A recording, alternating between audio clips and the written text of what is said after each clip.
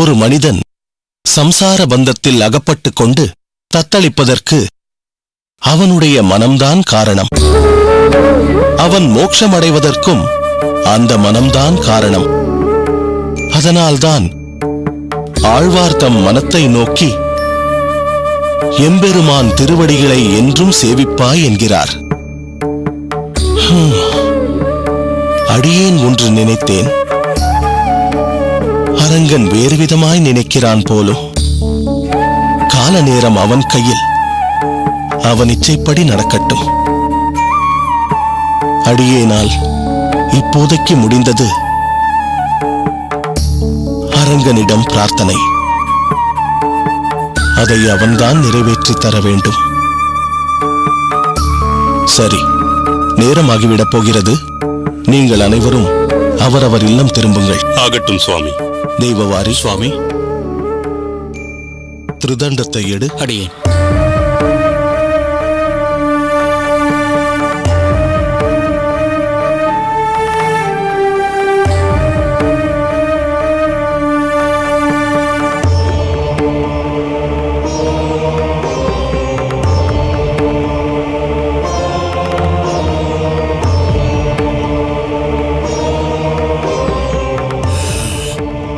ஆச்சாரியார், அப்போதைக்கப்போது இப்படி வேதனை கொள்வது சங்கடமாக இருக்கிறது. அதை வேதனை என்று எடுத்துக்கொள்ள முடியாது நம்பிகளே. ஒரு தேடலின் எதிர்பார்ப்பின் தீவிரம் என்றுதான் நினைக்க தோன்றுகிறது. சரியாக சொன்னீர்கள் திருமலையாண்டான். நம் ஆச்சாரியருக்கு ஏனோ ராமானுஜனின் மேல் ஒரு ஈர்ப்பு. அதற்கு காரணமும் இருக்கிறது. அடியேன் ஸ்ரீபெரும்புதூர் சென்றிருந்த போது அங்குள்ளவர்கள் அனைவருமே ராமானுஜனின் பெருமை பாடக் கேட்டேன். இப்படிப்பட்ட குழந்தையை சில நாட்களே என்றாலும் ஒரு தாய்க்கு பிரிவதற்கு எப்படி மனம் வரும்? ஆச்சாரியார் இவ்விஷயத்தில் ஏன் அவசரப்படுகிறார் என்றே தெரியவில்லை. திருக்கோஷி நம்பிகளே, அவர் மனக்குறியை நாம் அறிவது சற்று கடினம்தான். பல நேரங்களில் அவர் எடுக்கும் முடிவுகள் நமக்கு முதலில் பொருந்தாததாக தோன்றினாலும் அது நடைபெறும் போது அவ்விஷயத்தை எண்ணி அடியேன் பலமுறை ஆச்சரியப்பட்டிருக்கிறேன். இந்த விஷயம் இவரால் கைகூடும் என்பதில் நம் ஆச்சாரியாரின் நம்பிக்கை இதுவரை பலனளித்துள்ளது. திருமாலிருஞ்சோலை பெருமாள் கோயில் கைங்கரியத்திற்கு அடியேனை பணித்த போது அடியேனுக்கு மிகவும் மலைப்பாகவே இருந்தது. இருப்பினும் தற்போது அவரது அனுகிரகத்தினால் அவருடைய நம்பிக்கைக்கு பாத்திரமாகவே இருக்கிறேன். கால நேரம் வரும்போது அனைத்தும் கைகூடும். ஆச்சாரியரின் உடல் வாட்டம் போக்க நாமெல்லாம் இங்கு இருக்கிறோம். அவரது மனவாட்டத்தை போக்க அந்த அரங்கன்தான் திருவருள் புரிய வேண்டும். சரி பெரிய நம்பிகளே, தாங்கள் சென்று வந்த களைப்பு தீர சற்று சிரமப்பரிகாரம் செய்து கொள்ளுங்கள். தெய்வவாரி, அடியேன். பாருங்கள், நாம் கோயில் சன்னதிக்கு சென்று வரலாம். தாங்களும் வாருங்கள்.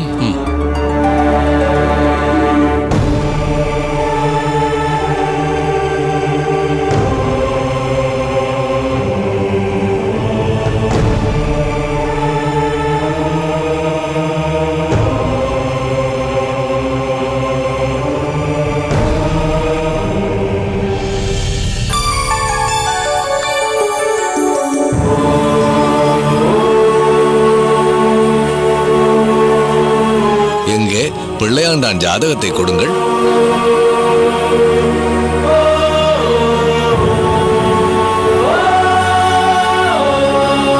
இந்தாருங்கள்.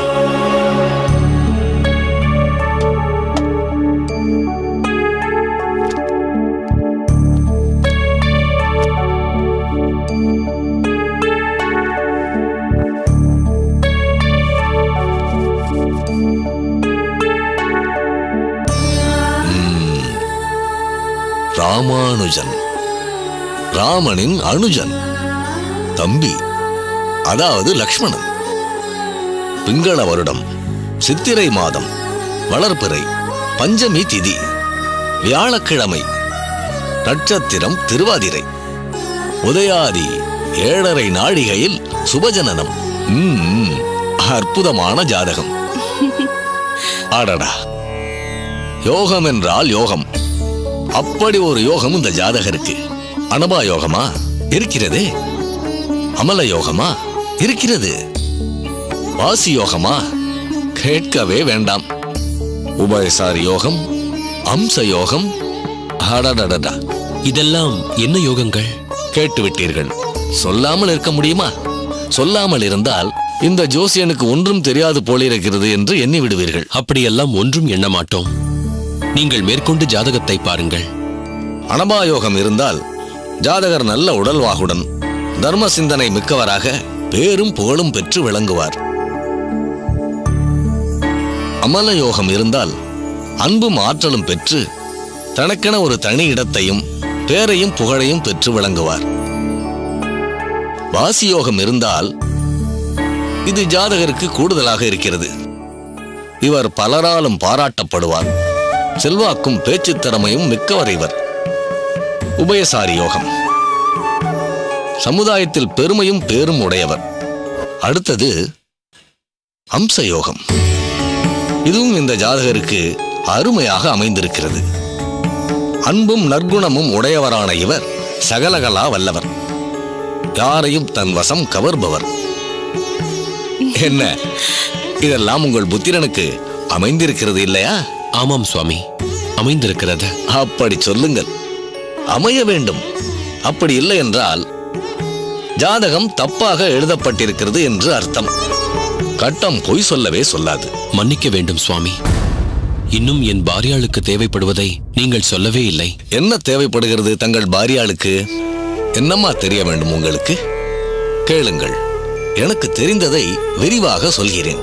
களத்திரஸ்தானம் எப்படி இருக்கிறது? அவனுக்கு திருமண யோகம் வந்துவிட்டதா என்று பார்த்து சொன்னால் தேவலை. இதோ பார்த்து சொல்லிவிடுகிறேன்.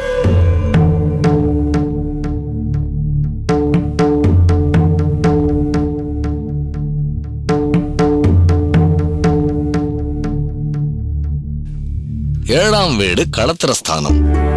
திருமணத்திற்கு முக்கிய பொறுப்பு வகிக்கும் குடும்பஸ்தானாதிபதி. தேவகுரு மற்றும் அசுரகுரு இவர்களெல்லாம் நல்ல நிலைமையில் அமர்ந்து சேர்ந்து பார்வை பார்த்தால் பார்க்கிறார்கள். அம்மணி, அத்தனையும் கூடி வந்திருக்கிறது. உங்கள் மகனுக்கு திருமண யோகம் நிச்சயம். உங்களுக்கு மாமியாராகும் யோகமும் நிச்சயம்.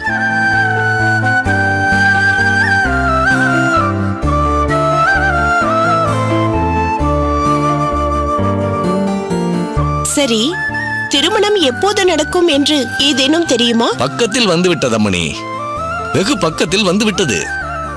எப்பொழுது வேண்டுமானாலும் நடக்கலாம். ஆச்சரியப்படுவதற்கு ஒன்றுமே இல்லை. உண்மையாகவா? நான் பொய் சொல்லலாம் சுவாமி. கட்டம் ஒரு காலம் பொய் சொல்லாது. மொத்தத்தில் இந்த ஜாதகக்காரர் மிகவும் யோகக்காரர். திருமண யோகமும் இப்போது கூடியிருக்கிறது. அமோகமாக இருப்பார். எந்த கவலையும் இல்லை. அவ்வளவுதான். இன்னும் ஏதாவது பார்த்து சொல்ல வேண்டுமா? இல்லை சுவாமி, மிக்க நன்றி. இருக்கட்டும்.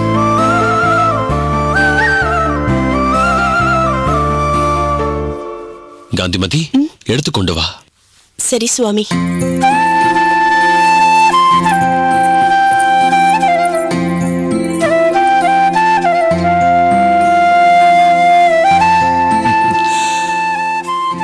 ராமானுஜனின் ஜாதகம் பத்திரமாக வைத்துக் கொள்ளுங்கள். இந்தாருங்கள். எல்லாம் நல்லபடியாக நடக்கும்.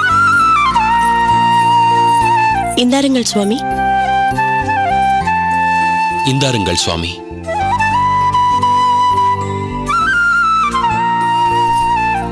நல்லது. சுபஸ்ய சீக்கிரம். நான் வருகிறேன். சரி சுவாமி.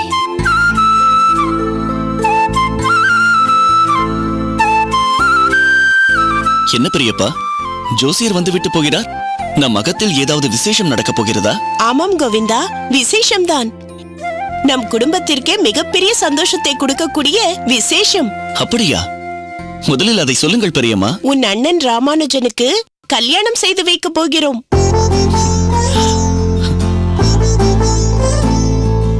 அதற்காகத்தான் ஜோசியரை அழைத்து அவனுடைய ஜாதகத்தை காண்பித்தோம்.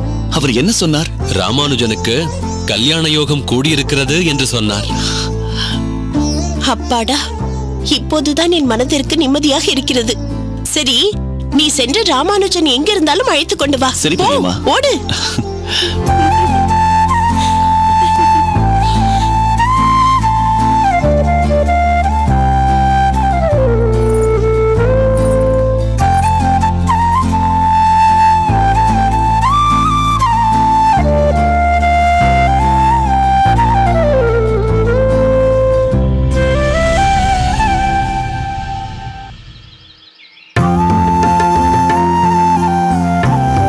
என்ன திருமேனி, 2-3 நாட்களாக சக்கரபாணியை காணவில்லை? எங்கேனும் ஊருக்கு போயிருக்கிறானா? இல்லை இல்லை, ஊரில் தான் இருக்கிறான். பிறகு ஏன் இங்கு வரவில்லை? சரிதான், நீ இன்னும் அவனை பழைய சக்கரபாணியாக நினைத்துக் கொண்டிருக்கிறாயா? ஏன், அவன் பழைய சக்கரபாணி தானே? அதுதான் இல்லை. பழைய சக்கரபாணி பிரம்மச்சாரி சக்கரபாணி, ஓ, மொக்கணாங்கயிறு போடாத காளை. இப்போதைய புதிய சக்கரபாணி பாணி கிரகணம் முடிந்த மோக்கணாங்கயிறு போட்ட குடும்பஸ்தன். இருக்கட்டும். அதனால் இங்கு வரக்கூடாது என்று ஏதாவது இருக்கிறதா என்ன? சரிதான், மோக்கணாங்கயிறை பிடித்து இழுத்தால் காளை நிற்கிறது அல்லவா? அதே போல் சக்கரபாணியின் மோக்கணாங்கயிறை பிடித்து இழுக்க இப்போது ஆள் இருக்கிறதே. அவர்கள் பிடித்து இழுத்து வைத்திருக்கிறார்கள். ஆமாம் ராமானுஜா, திருமேனி சொல்வது ஓரளவு சரிதான். அவனுடைய மச்சினர் ஊரிலிருந்து வந்திருக்கிறார். மாப்பிள்ளை தங்கையை எப்படி வைத்து காப்பாற்றப் போகிறார் என்ற கவலை அவருக்கு. அதனால் சக்கரபாணியை எங்கெங்கோ அழைத்துக் கொண்டு போய் யாரிடமெல்லாமோ அறிமுகப்படுத்தி வைத்துக் கொண்டிருக்கிறார். நிரந்தரமான சம்பாத்தியத்திற்கு ஏதாவது வழி செய்து கொள்ள வேண்டும் இல்லையா? அது மட்டும் தானா, அகத்துக்கு வேண்டிய காய்கறிகள் மற்ற பொருட்களை எல்லாம் அவ்வப்போது வாங்கிக் கொண்டு வருவதற்கே அவனுக்கு நேரம் சரியாக போய்விடுகிறது. இங்கே வருவதற்கு அவனுக்கு எங்கே நேரம்? மொத்தத்தில் குடும்ப பாரம் அவனை அழுத்தத் தொடங்கிவிட்டது என்கிறாய். ஆமாம். பாவம், இன்னும் குழந்தை குட்டி என்றாகிவிட்டால் நம் பக்கம் திரும்பிக் கூட பார்க்க மாட்டான் போலிருக்கிறது. சந்தேகமே வேண்டாம், நம்மை எல்லாம் மறந்தாலும் கூட ஆச்சரியப்படுவதற்கு ஒன்றுமில்லை. ஆனால் சாரங்கனும் குடும்பஸ்தன் தானே? அவன் எப்போதும் நம்மோடுதானே இருந்து கொண்டிருக்கிறான். என்ன சாரங்கா, உனக்கு மட்டும் இது எப்படி சாத்தியமாகிறது? அதுவா, என் அகத்துக்காரிக்கு நான் அகத்தில் இல்லை என்றால் தான் கொள்ளை சந்தோஷம். எதற்காக அகத்திலேயே ஆணி அடித்து உட்கார்ந்து கொண்டிருக்கிறீர்கள்? ஆண் பிள்ளையாய் லட்சணமாய் வெளியே சென்று வாருங்கள் என்று விரட்டுவாள். பார்த்தாயா ராமானுஜா, இப்படி இருந்தாலும் சரி அப்படி இருந்தாலும் சரி, சம்சாரி என்று ஆகிவிட்டாலே பிரச்சனைதான்.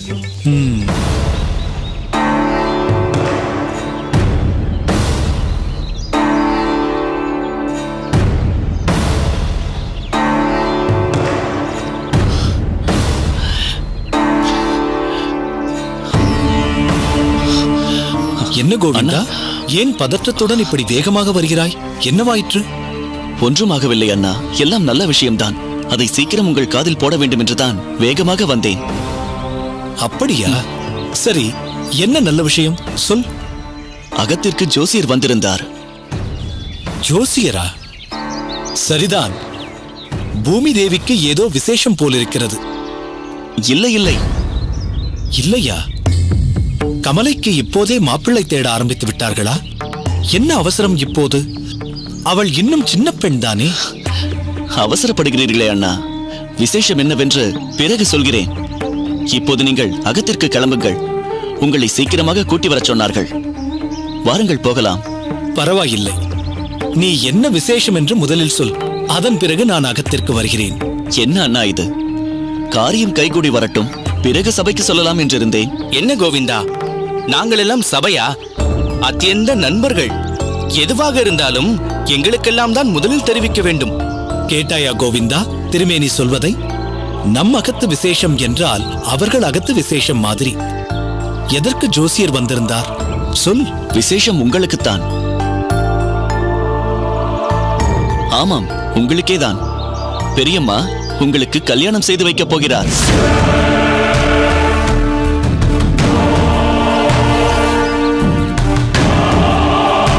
உங்களுக்கு திருமண யோகம் வந்துவிட்டதென்று ஜோசியர் சொல்லிவிட்டாராம். கூடிய சீக்கிரம் உங்களுக்கு திருமணம் தான். ஆஹா, இப்போதுதான் பேசிக் கொண்டிருந்தோம். வாழ்த்துக்கள் ராமானுஜா, சீக்கிரமே எங்களைப் போல் நீயும் கிரகஸ்தனாக போகிறாய். எங்களுக்கு மிகவும் சந்தோஷம். என்ன ராமானுஜா, சந்தோஷத்தில் வார்த்தைகளே வரவில்லையா?